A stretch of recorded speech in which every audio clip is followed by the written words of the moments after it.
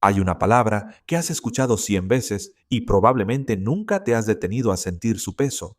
Espacio-tiempo. El espacio-tiempo de Einstein. El tejido del espacio-tiempo. El espacio-tiempo es curvo.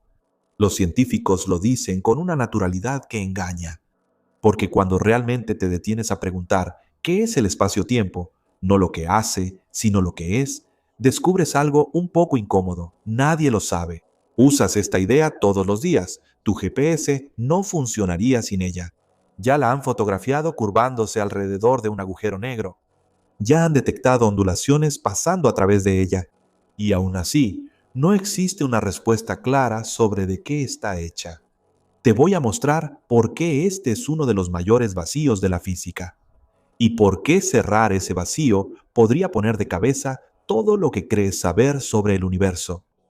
Esto comienza en 1905 con un empleado de oficina de patentes en Berna, Suiza, de 26 años. No era profesor, no tenía ningún cargo en ninguna universidad. Pasaba el día revisando solicitudes de patentes de aparatos eléctricos y por la noche pensando en física. Solo eso. Nadie se lo pedía, nadie le pagaba por eso. Su nombre era Albert Einstein. Y en ese único año publicó 4 artículos que cambiarían la física para siempre. Demostraba que los átomos eran reales a partir del movimiento errático de partículas en el agua. Otro ayudó a fundar la mecánica cuántica. Y 2 de ellos introdujeron lo que hoy llamamos relatividad especial. La relatividad especial parece complicada, pero la idea central es directa. Einstein se dio cuenta de que la velocidad de la luz siempre es la misma, no importa qué tan rápido te estés moviendo. Si estás en un tren a 100 kilómetros por hora y lanzas una pelota hacia adelante a 20 kilómetros por hora, alguien parado en el suelo ve la pelota a 120 kilómetros por hora. Las velocidades se suman, es lo que esperamos, pero la luz no funciona así. En una nave, a la mitad de la velocidad de la luz, si enciendes una linterna hacia adelante, imaginarías que va una vez y media más rápido. Desde el punto de vista de quien observa desde afuera, no es eso lo que sucede. La luz se mueve exactamente a cerca de 300.000 kilómetros y eso, tanto para ti como para quien observa desde afuera. La misma velocidad siempre. La respuesta de Einstein a este dilema fue radical. El espacio y el tiempo se ajustan para mantener la velocidad de la luz constante. Si te mueves muy rápido, el tiempo pasa más despacio para ti, desde el punto de vista de alguien que está quieto, y las distancias en la dirección de tu movimiento realmente se contraen. No son ilusiones ópticas, son efectos físicos reales. El tiempo y el espacio no son absolutos, son relativos. La única cosa absoluta es la velocidad de la luz. Eso derribó siglos de suposiciones. Newton había construido toda la física sobre la idea de que un segundo es un segundo, no importa dónde estés. Einstein demostró que no. El tiempo es flexible. El espacio es flexible. Piensa en lo que eso significa.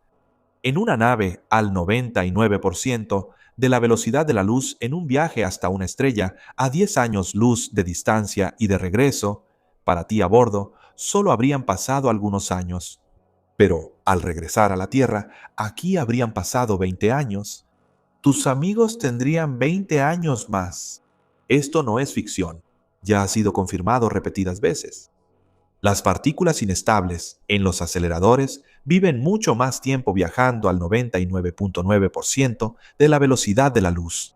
Relojes atómicos que han volado alrededor del mundo muestran, al regresar, que ha pasado menos tiempo en ellos que en un reloj idéntico que se quedó quieto. Una diferencia de unos pocos cientos de nanosegundos, pero medible y exacta. Las implicaciones son profundas. No existe una hora universal.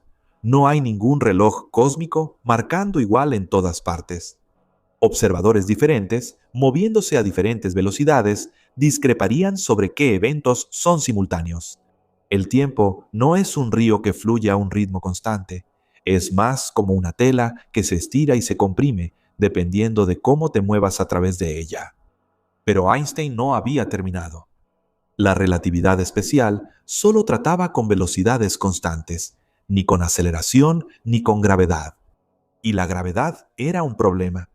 La ley de Newton funcionaba brillantemente desde hacía 200 años, pero actuaba instantáneamente. Si el Sol desapareciera ahora, según Newton, la atracción gravitacional desaparecería al instante, a través de 150 millones de kilómetros de espacio vacío. Pero Einstein acababa de demostrar que nada viaja más rápido que la luz. Y la luz del Sol tarda unos 8 minutos en llegar aquí. La gravedad tampoco podía actuar más rápido que eso.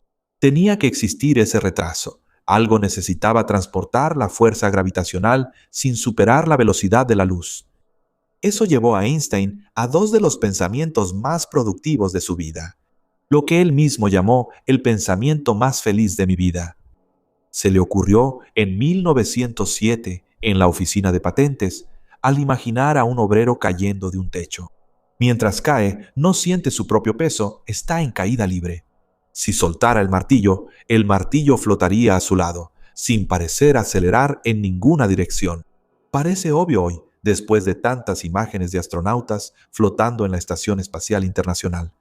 Pero Einstein se dio cuenta de algo profundo. El obrero cayendo y el astronauta flotando experimentan exactamente lo mismo. El astronauta no está en gravedad cero. Está cayendo hacia la Tierra, solo que tan rápido de lado que sigue pasando de largo del planeta. Está en órbita, cayendo continuamente, sin tocar nunca el suelo. Estar en caída libre es indistinguible de estar en el espacio vacío, sin gravedad alguna. Y estar en un cohete, acelerando hacia arriba, es indistinguible de estar parado en la superficie de un planeta, sintiendo la gravedad jalando hacia abajo. En una sala cerrada, sin ventanas, ningún experimento diferencia las dos situaciones. Los efectos son idénticos, y eso es el principio de equivalencia. Aceleración y gravedad son la misma cosa. Y esta fue la clave que llevó a Einstein a la relatividad general. Si la aceleración afecta el espacio y el tiempo, y la gravedad es equivalente a la aceleración, entonces la gravedad también debe curvar el espacio-tiempo. Le tomó otros 8 años resolver las matemáticas. De 1907 a 1915, Einstein luchó con las ecuaciones. Aprendió cálculo tensorial que nunca había estudiado, con la ayuda de su amigo matemático Marcial Grossman. Cometió errores, publicó resultados equivocados, corrigió, lo intentó de nuevo. Él mismo dijo después que el último año, desde finales de 1914 hasta noviembre de 1915, fue el periodo más agotador de toda su carrera. En cierto momento, pensó que tenía las ecuaciones correctas, las publicó y se dio cuenta de que no se reducían a la ley de Newton en el límite correcto, una señal de alerta que lo mandó de vuelta a la mesa de dibujo. El avance llegó en noviembre de 1915 en Berlín, en una serie de conferencias en la Academia Prusiana de Ciencias. El día 25 de ese mes, Einstein presentó la forma final de las ecuaciones de campo, 10 ecuaciones interrelacionadas que describen cómo la curvatura del espacio-tiempo es determinada por la distribución de masa y energía, escritas de forma compacta como G igual a 8πt. Parecen simples, pero resolverlas para situaciones reales es extraordinariamente difícil. Son no lineales. La curvatura afecta la masa y la energía, pero la masa y la energía también afectan la curvatura. Hasta hoy, resolverlas para dos agujeros negros, colisionando, requiere supercomputadoras funcionando durante semanas. La analogía clásica para visualizar esto es una sábana de goma estirada. Una bola pesada en el medio crea una depresión y una bola más pequeña, rodando cerca, se curva hacia ella. No porque esté siendo jalada, sino porque la propia sábana está curvada. Eso es lo que la masa le hace al espacio-tiempo. Él solo curva, y la Tierra, al intentar moverse en línea recta, se ve obligada a seguir un camino curvo. Esa curva es la órbita. Experimentamos eso como gravedad. Pero para Einstein no existe ningún jalón, solo la Tierra moviéndose a través del espacio-tiempo curvo. La analogía ayuda, pero engaña en un punto. La sábana es bidimensional, curvándose en 3 dimensiones, mientras que el espacio-tiempo, con sus 4 dimensiones, se curva sobre sí mismo. Difícil de visualizar, ya que nuestro cerebro evolucionó para 3 dimensiones espaciales, no 4. Los objetos siguen geodésicas, los caminos más rectos posibles a través de la curvatura. Uno de los primeros éxitos fue explicar la órbita de Mercurio, con una ligera precisión que Newton no podía justificar. Las ecuaciones de Einstein predijeron la cantidad exacta sin necesidad de un planeta extra oculto. El espacio-tiempo solo estaba curvado con más fuerza cerca del Sol. La prueba real llegó en 1919. La teoría predecía que la luz sería curvada por la gravedad del Sol, visible solo durante un eclipse total. El 29 de mayo, 2 expediciones, una a la isla del Príncipe, en África, liderada por Arturo Eddington, y otra a Sobral, en Brasil, fotografiaron estrellas durante el eclipse y las compararon con fotos nocturnas de las mismas estrellas, sin el Sol cerca. Las estrellas se habían desplazado exactamente como se había previsto.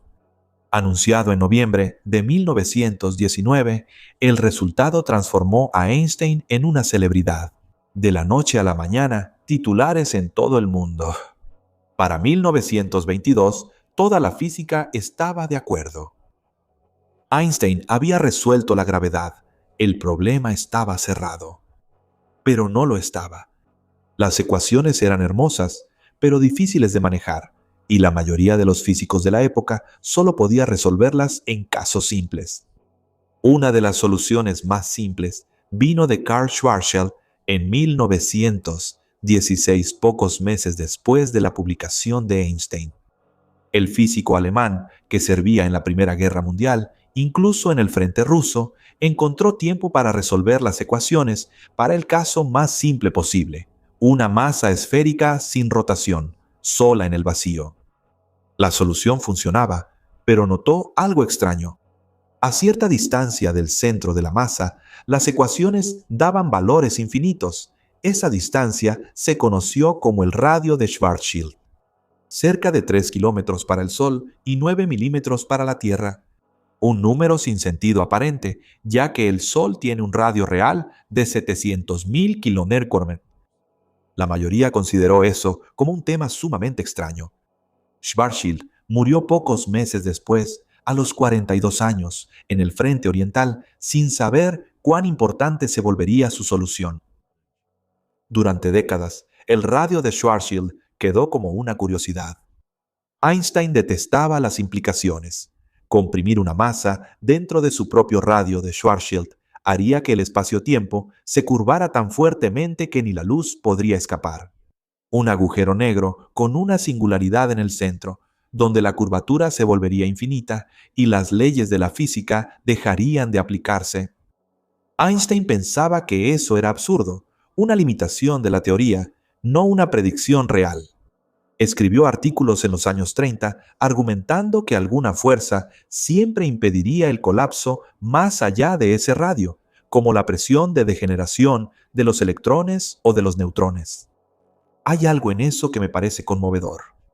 El hombre que descubrió que el espacio-tiempo se curva fue el mismo que pasó décadas negándose a creer en una de las consecuencias más directas de su propio descubrimiento. Pero en 1939, J. Robert Oppenheimer, quien más tarde lideraría el proyecto Manhattan, y su alumno Harlan Snyder publicaron un artículo que lo cambió todo. Modelaron matemáticamente una estrella masiva quedándose sin combustible y demostraron que nada era capaz de impedir el colapso.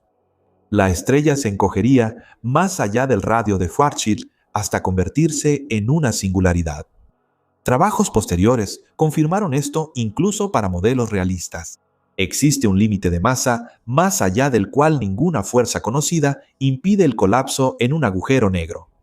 El término fue acuñado recién en 1967 por John Wheeler, quien venía repitiendo hasta el cansancio la expresión objeto completamente colapsado gravitacionalmente, en una conferencia en Nueva York, hasta que alguien del público gritó: ¿Qué tal agujero negro?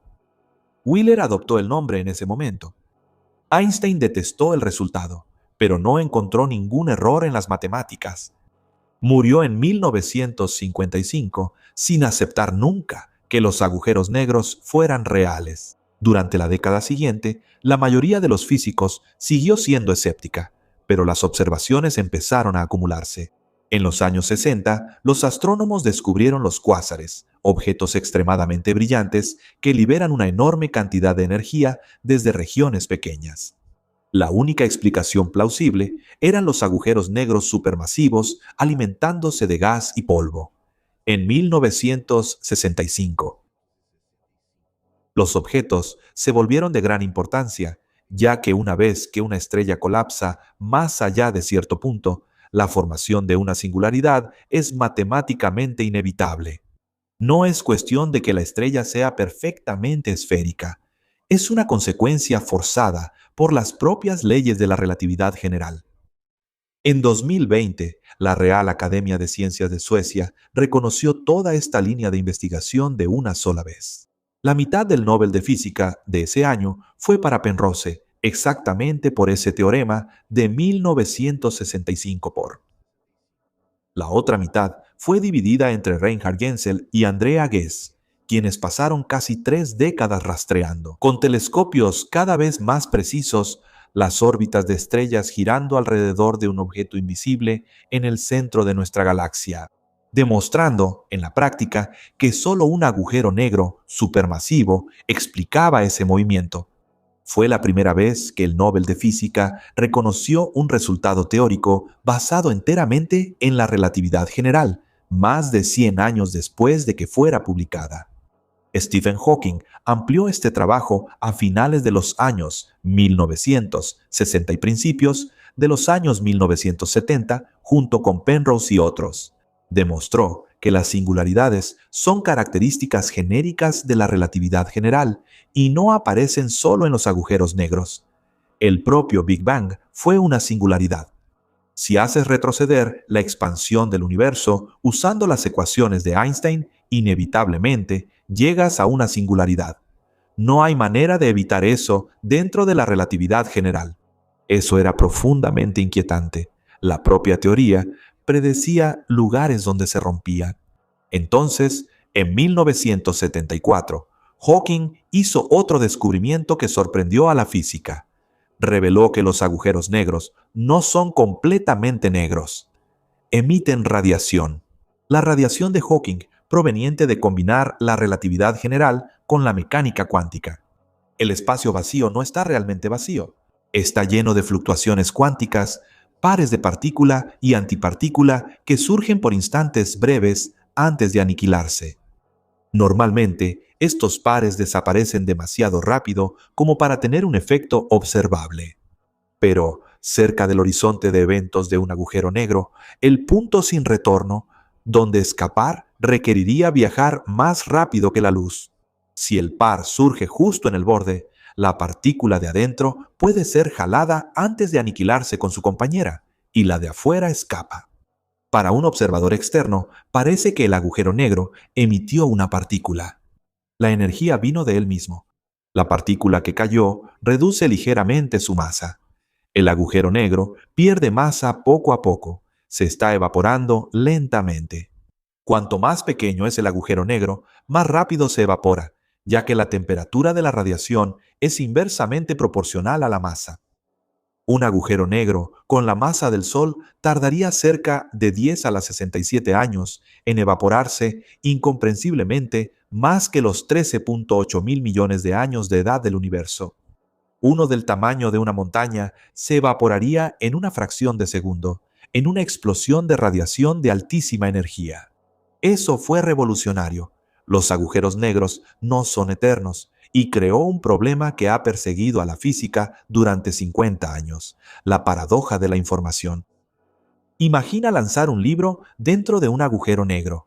Desde afuera, solo se puede observar la masa, el giro y la carga eléctrica. Nada que distinga lo que cayó ahí dentro, ya sea un libro, una piedra o una estrella. En los años 70, John Wheeler lo resumió, diciendo que los agujeros negros no tienen pelo.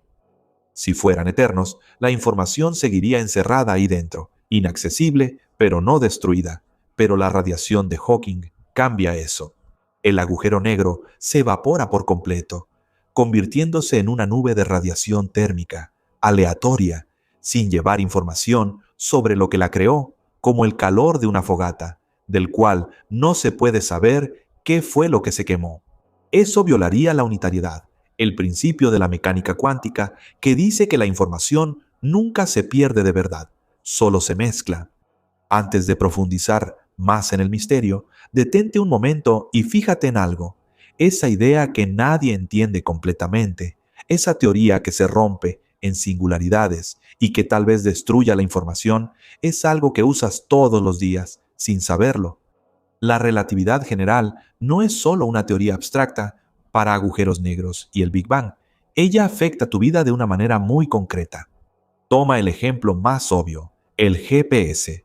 Tu celular usa satélites a unos 20.000 kilómetros de altura, transmitiendo la hora exacta según relojes atómicos a bordo. El dispositivo calcula tu posición por la diferencia de tiempo entre señales de al menos 4 satélites, pero los relojes de los satélites no marchan al mismo ritmo que los relojes en la Tierra. Se mueven a cerca de 14.000 kilómetros por hora y por la relatividad especial, eso retrasa los relojes en cerca de 7 microsegundos por día. Pero también están más lejos del centro de masa de la Tierra, sintiendo una gravedad más débil. Y por la relatividad general, eso adelanta los relojes en cerca de 45 microsegundos por día. En total, funcionan alrededor de 38 microsegundos por día más rápido. Parece poco, pero sin corrección, tu posición tendría un error de unos 11 kilómetros cada día. En pocas horas, el GPS se volvería inútil.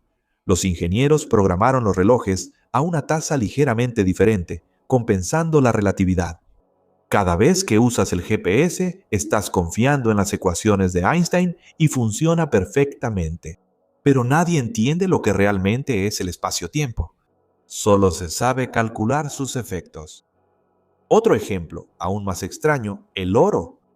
Es el único metal amarillo. La plata es plateada, el cobre es rojizo, el hierro es gris. ¿Por qué? Los átomos de oro son pesados. Tienen 79 protones, lo que crea un campo eléctrico fuerte que hace que los electrones más internos se muevan rápido, lo suficiente para que entren en juego efectos relativistas, aumentando su masa efectiva y cambiando el espaciamiento entre los niveles de energía. Esto desplaza la absorción de luz del ultravioleta al azul y la luz reflejada resulta amarilla. Sin la relatividad especial, el oro parecería plateado, como casi todos los metales. El mismo mecanismo explica por qué el mercurio es el único metal líquido a temperatura ambiente.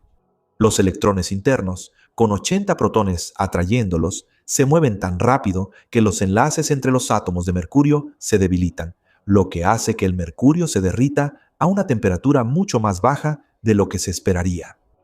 Y hay más, parte de la propia Internet depende de esto. Los cables de fibra óptica transportan pulsos de luz con una sincronización extremadamente precisa. Y para comunicaciones donde los microsegundos importan, como en transacciones financieras, los ingenieros tienen que corregir la dilatación gravitacional del tiempo entre cables a diferentes altitudes. Y está el LIGO, el Observatorio de Ondas Gravitacionales por Interferómetro Láser, diseñado para detectar ondulaciones en el espacio-tiempo causadas por eventos cósmicos violentos. El efecto es diminuto. Una onda gravitacional puede cambiar la distancia entre dos puntos separados por 4 kilómetros, en menos de una 10.000ª del ancho de un protón. Vale la pena hacer un paréntesis aquí, porque esta historia comenzó décadas antes, con un nombre que tal vez reconozcas. En 1957, en una conferencia en Chapel Hill, el primer encuentro científico dedicado a la relatividad general, muchos físicos todavía dudaban si las ondas gravitacionales realmente transportaban energía. Richard Feynman, bajo el seudónimo Sr. Smith, resolvió la discusión con un experimento mental. Dos cuentas deslizándose con fricción sobre una varilla rígida, perpendicular a la onda. Si la onda pasa, estira y comprime la distancia entre las cuentas, haciendo que se froten contra la varilla y generen calor. Lo que prueba, argumentó Feynman, que la onda realizó trabajo sobre el sistema y por lo tanto realmente transporta energía. El argumento de la cuenta pegajosa convenció a los escépticos, casi 60 años antes de que LIGO confirmara en la práctica exactamente lo que Feynman había demostrado con una varilla y dos cuentas imaginarias. El LIGO detecta ondas dividiendo un haz láser en dos túneles perpendiculares de 4 kilómetros, reflejando en espejos y recombinando los haces. Una onda que pasa estira un brazo y comprime el otro, creando un patrón de interferencia revelador. La primera detección ocurrió el 14 de septiembre de 2015.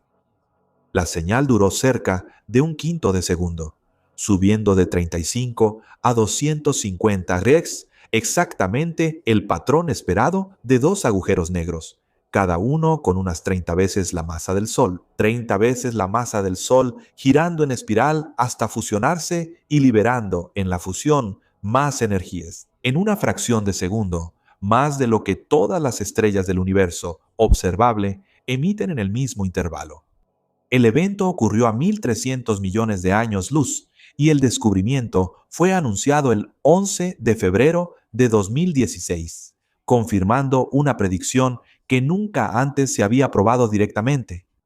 En 2017, el Comité Nobel reconoció este logro.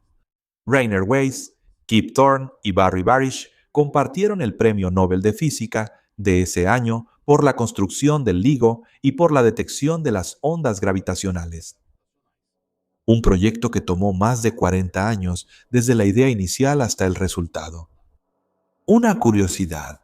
La cátedra que Kip Thorne ocupaba en Caltech se llama oficialmente Profesor de Física Teórica Richard P. Feynman, nombrada en honor al mismo físico que, 60 años antes, había convencido a la comunidad científica con dos cuentas y una varilla imaginarias de que esas ondas realmente existían. Desde 2015 LIGO y sus observatorios hermanos, Virgo y Cagra, han detectado decenas de eventos. La mayoría son fusiones de agujeros negros, revelando una población de masa intermedia que antes era misteriosa, y también fusiones de estrellas de neutrones. En agosto de 2017, detectaron dos estrellas de neutrones fusionándose a 130 millones de años luz. Un evento especial porque también produjo luz, una explosión llamada kilonova, observada por telescopios de todo el mundo en el nacimiento de la astronomía multimensajera. Las observaciones confirmaron que elementos pesados, como el oro, el platino y el uranio, se forjan precisamente en esas colisiones. Todo el oro de la Tierra, cada anillo, cada moneda, cada barra en una bóveda de banco, nació en una fusión de estrellas de neutrones, miles de millones de años antes de que existiera el sistema solar. Y después llegaron las fotografías de agujeros negros. En abril de 2019, la colaboración Event Horizon Telescope publicó la primera imagen de un agujero negro, combinando radiotelescopios desde Hawái hasta la Antártida como si fuera un solo telescopio del tamaño de la Tierra. El resultado, un anillo de luz alrededor de un círculo oscuro en el centro de la galaxia, Messier 87 a 55 millones de años, luz con alrededor de 6.5 mil millones de masas solares. Lo que ves ahí no es el agujero negro en sí, es el efecto que tiene sobre el espacio-tiempo a su alrededor, la luz del gas caliente, doblada y enfocada por la curvatura extrema. En mayo de 2022 llegó la imagen de Sagitario a Estrella, el agujero negro en el centro de nuestra propia galaxia, con alrededor de 4 millones de masas solares, el mismo objeto que Hensel y Guess rastrearon órbita por órbita durante décadas en el trabajo que compartió el Nobel de 2020 con Penrose. Usas esta idea todos los días, en el GPS, en el color del oro, en la liquidez del mercurio, en las redes de fibra óptica, en los detectores de ondas gravitacionales, en las fotografías de agujeros negros, la humanidad construyó tecnologías enteras sobre la estructura de Einstein. Y eso es al mismo tiempo hermoso y perturbador. Es como descubrir que tu casa está apoyada sobre una base invisible. Se puede medir cómo responde al peso, calcular cómo se dobla bajo estrés, predecir cómo se va a comportar, pero el material en sí sigue siendo desconocido. No sé decirte si eso me deja más tranquilo o más inquieto. Creo que ambas cosas al mismo tiempo. Entonces entra conmigo de lleno en el misterio. ¿Qué exactamente todavía no se entiende sobre el espacio-tiempo? La respuesta no es simple, pero cabe en tres grandes preguntas. Tres lugares donde el conocimiento humano se topa con una pared. Confieso que esa pregunta es la que más me quita el sueño. ¿Qué es el espacio-tiempo? ¿De qué está hecho? Las ecuaciones de Einstein describen cómo el espacio-tiempo se curva en respuesta a la masa y la energía, pero no dicen qué es realmente. En su teoría, el espacio y el tiempo son un continuo suave, infinitamente divisible. Funciona perfectamente en las escalas que observamos. Pero hay motivos para sospechar que no es toda la historia. La mecánica cuántica dice que casi todo en la naturaleza viene en paquetes discretos. La energía viene en cuantos, la luz viene en fotones, incluso el spin del electrón viene en valores discretos. Eso sugiere que el espacio y el tiempo también podrían estar cuantizados en una longitud mínima posible, la longitud de Planck, que es aproximadamente 10 a la menos 35 metros. Si aumentaras un protón hasta el tamaño del universo observable, la longitud de Planck sería del tamaño de un árbol. En esa escala, el tejido suave del espacio-tiempo debería romperse en lo que los físicos llaman espuma cuántica, turbulenta y burbujeante, con fluctuaciones todo el tiempo.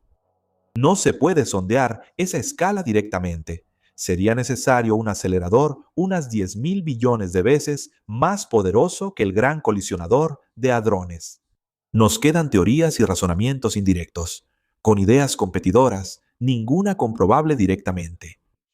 La gravedad cuántica de bucles dice que el espacio-tiempo está tejido a partir de lazos diminutos conectados en una red, con área y volumen cuantizados.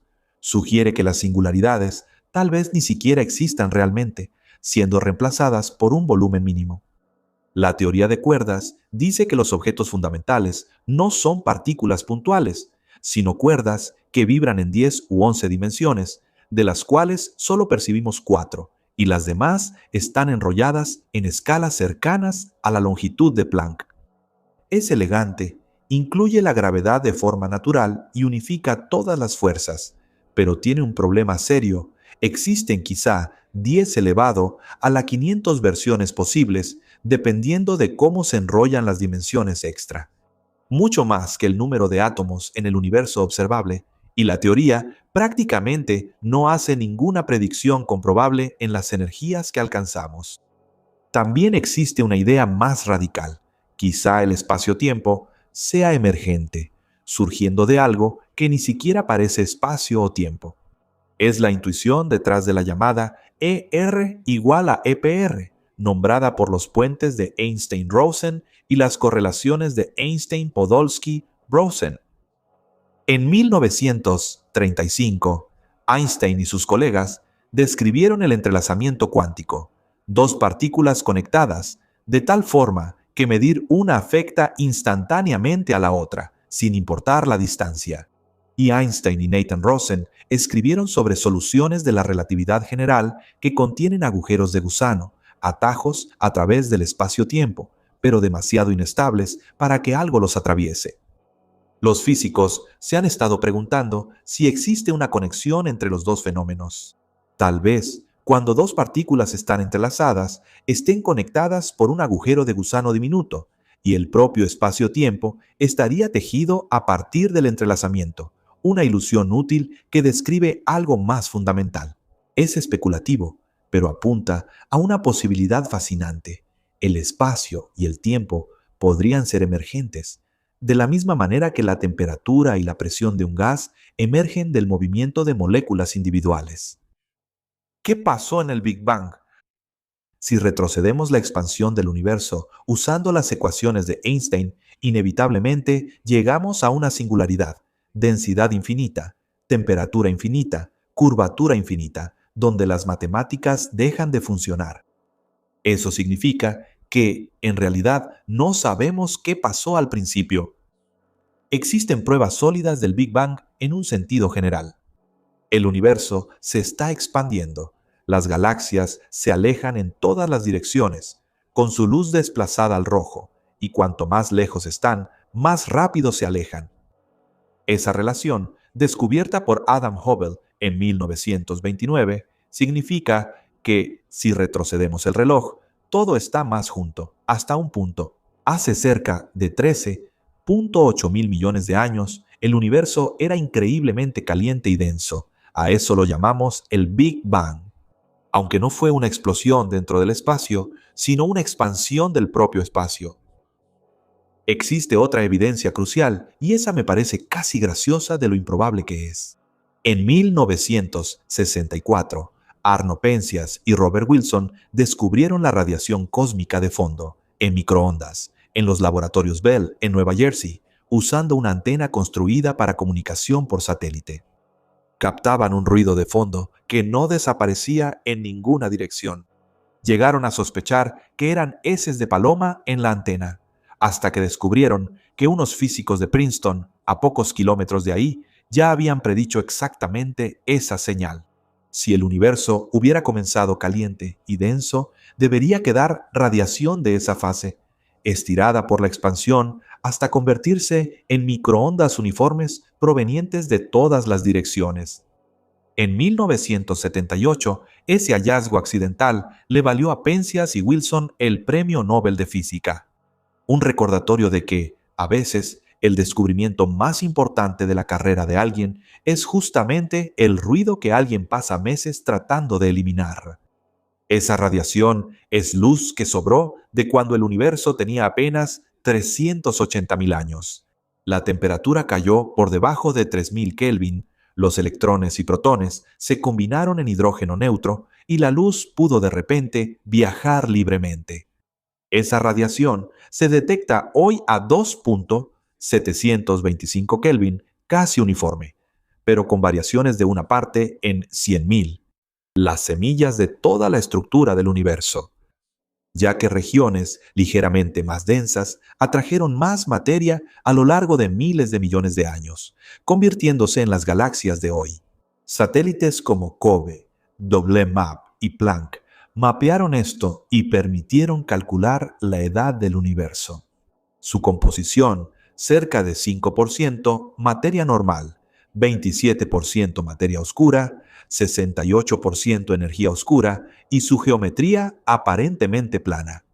Pero en los primerísimos instantes nos topamos con problemas. En el tiempo de Planck, cerca de 10 elevado a la menos 43 segundos después del Big Bang, la relatividad general ya no puede ser confiable. Necesitaríamos una teoría cuántica de la gravedad que no tenemos. El mejor parche es la inflación cósmica, propuesta a principios de los años 80 por Alan Guth.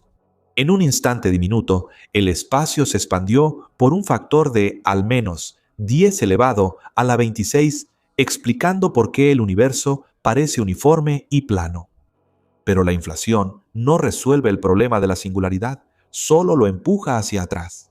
Algunas alternativas proponen que el universo rebotó en una contracción anterior o emergió de la nada por un proceso cuántico.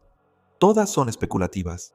Es como un mapa que muestra el camino, pero tiene una mancha en blanco en el destino, con la inscripción «Aquí hay dragones». ¿Los agujeros negros destruyen la información?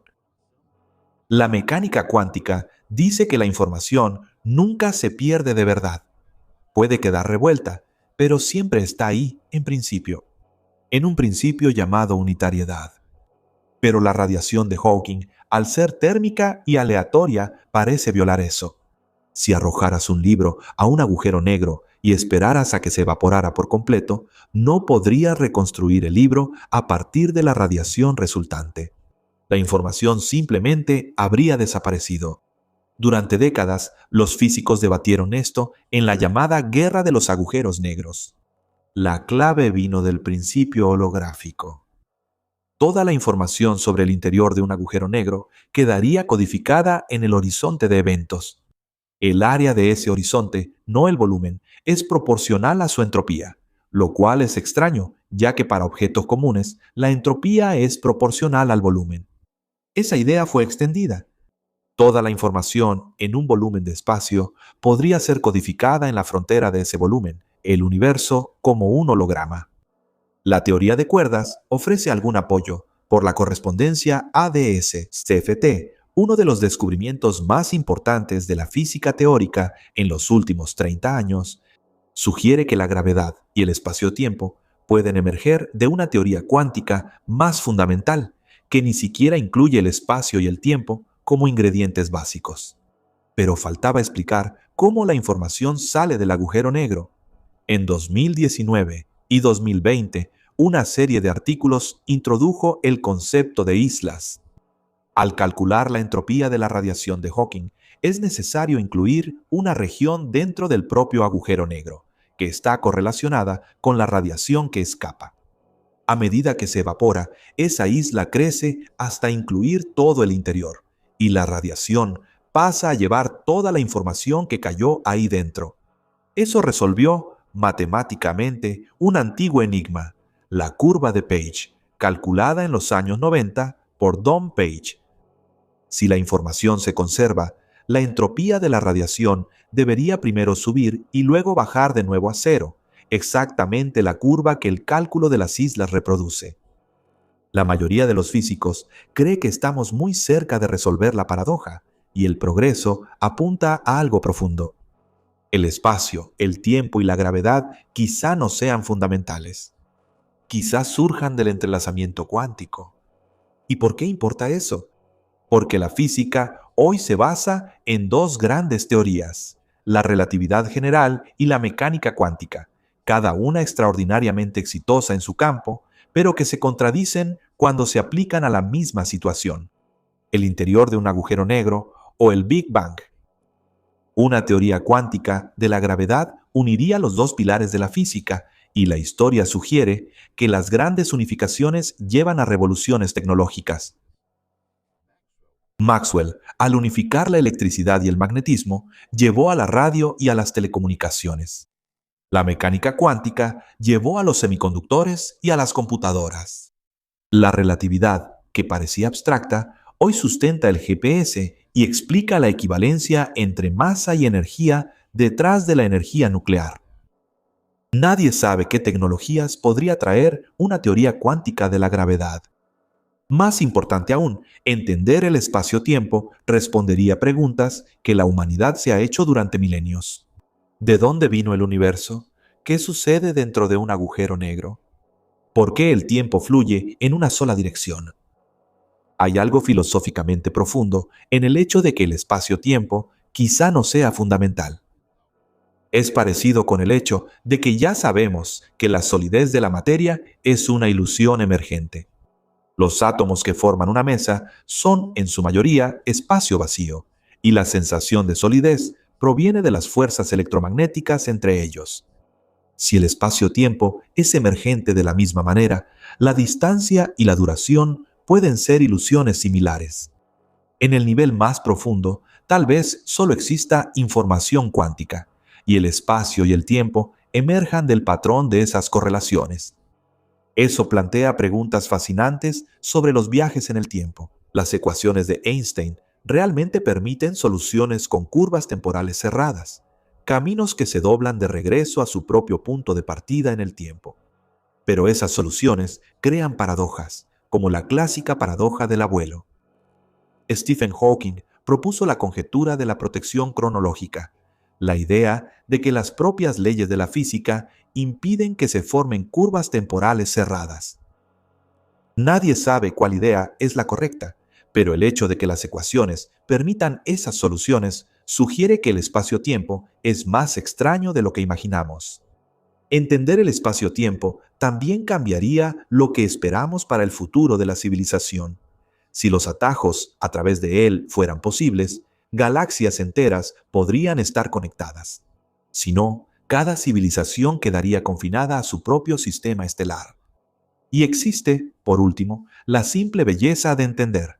El misterio del espacio-tiempo es una de las últimas grandes fronteras, el lugar donde nuestras dos mejores teorías colisionan, la puerta para entender el comienzo del universo, el destino de la materia dentro de un agujero negro y tal vez la propia naturaleza de la realidad. Confieso que, después de pasar demasiado tiempo leyendo sobre esto, empecé a ver el GPS de mi propio celular de una manera diferente. Ya no es solo un puntito azul en el mapa, es la prueba, funcionando dentro del bolsillo, de que el espacio y el tiempo se doblan y que nadie sabe exactamente por qué.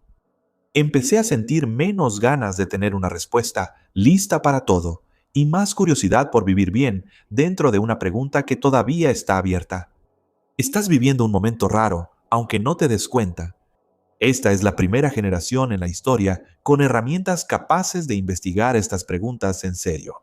Detectores midiendo ondulaciones en el espacio-tiempo, telescopios fotografiando agujeros negros, aceleradores recreando condiciones parecidas a las del universo recién nacido. La respuesta puede estar justo ahí o a siglos de distancia. La ciencia no sigue un cronograma, pero el simple hecho de que estas preguntas sigan haciéndose en serio después de más de 100 años ya dice algo. Así que regresa conmigo al principio, espacio-tiempo. La idea de Einstein ha sido probada miles de veces sin fallar nunca. Se usa todos los días en satélites GPS en la tecnología a tu alrededor. Y aún así, el misterio de fondo sigue ahí. Nadie sabe de qué está hecho. Nadie sabe si es fundamental o emergente. Nadie sabe qué pasó en el Big Bang, donde las ecuaciones predicen una singularidad en la que la física simplemente deja de funcionar. Nadie entiende completamente si los agujeros negros preservan la información o la destruyen, aunque la respuesta parece estar más cerca que nunca. Existen ecuaciones que describen su comportamiento, pero falta una teoría completa que explique su verdadera naturaleza. Y no creo que eso sea un fracaso. Creo que es exactamente donde está la física. En la frontera. En el punto donde el espacio-tiempo suave de Einstein se encuentra con el mundo cuántico, granulado e incierto. Los físicos que trabajan en esto hoy están al borde de un precipicio, mirando hacia lo desconocido, construyendo puentes con matemáticas, creatividad y siglos de conocimiento acumulado. Gran parte de esos puentes va a fallar, pero uno de ellos puede llegar al otro lado, y cuando lo logre, cambiará todo. Así que la próxima vez que uses el GPS o veas una fotografía de un agujero negro o pienses en el Big Bang, recuerda esto. Estás frente a dos de los misterios más profundos de toda la ciencia. La evidencia de algo que usas todos los días, pero que en realidad no entiendes. El espacio-tiempo es real. Se puede medir, fotografiar y detectar ondas moviéndose a través de él. Pero nadie sabe qué es. Y está bien, ahí es donde comienza la aventura. Ahí es donde realmente ocurre la ciencia. No en las respuestas ya encontradas, sino en las preguntas que aún están abiertas. Einstein dio esta idea de espacio-tiempo hace más de 100 años. Revolucionó la física, explicó la gravedad, predijo los agujeros negros, las ondas gravitacionales y la expansión del universo. Pero el propio Einstein probablemente sería el primero en admitir que no es el final de la historia. Es un paso en el camino, bonito, elegante, poderoso, pero aún así solo un paso. La respuesta final está esperando allá afuera, en las matemáticas, en los experimentos, en las observaciones que aún faltan por hacer.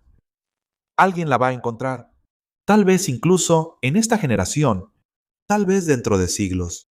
Y cuando alguien la encuentre, mirará hacia atrás a este momento en que se sabía que el espacio-tiempo existía, pero aún no se sabía qué era. Y verá esto como el punto de inflexión, el instante justo antes de que todo cambiara. Y recuerda, el universo está lleno de misterios esperando ser resueltos. El espacio-tiempo es solo uno de ellos, pero tal vez sea el más importante.